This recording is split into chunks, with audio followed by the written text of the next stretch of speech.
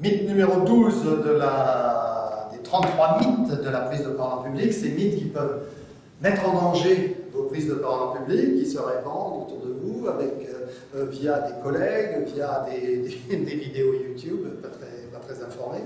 Ce mythe, ce 12e mythe, il a un rapport avec la préparation, avec votre préparation. Voyons ça.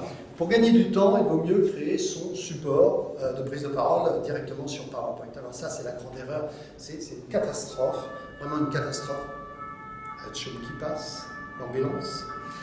Je continue à parler, souvenez-vous des 7 nains, vous voyez les vidéos. Ce mythe nous laisse à penser, nous ferait croire que si je vais directement sur PowerPoint, je fais des slides, je vais gagner du temps. C'est faux, archi faux. Si vous rentrez directement sur PowerPoint pour faire des slides, vous n'avez aucun fil directeur. Vous accumulez des slides au hasard, au feeling.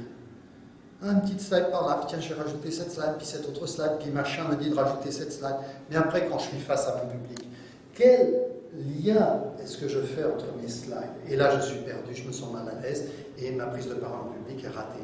Parce qu'en fait, c'est une accumulation, une succession de slides qui n'ont pas forcément de lien les unes avec les autres. Voyez-vous? C'est ça. Donc, méfiez-vous de cela. On ne commence pas une prise de parole en public en allant directement sur PowerPoint. PowerPoint, ce sont des aides visuelles qui vont soutenir un discours.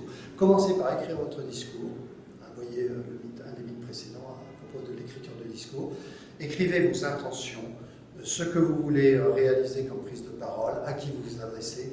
Dans mon livre sur la création du message, faites passer votre message comme un pro, j'en parle en détail. Ici, vous avez toute la méthode pour créer un vrai message solide, qui est un message convaincant.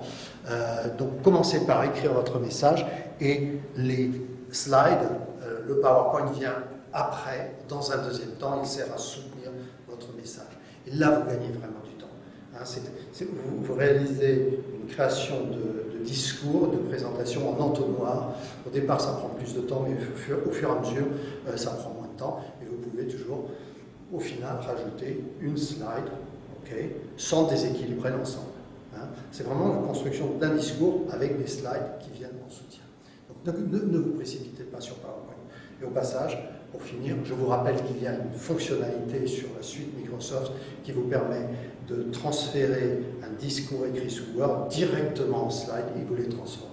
Donc vous voyez que quand vous allez sous Word, vous avez déjà fait votre présentation, elle est déjà réalisée. Il vous suffira de l'ouvrir sous PowerPoint.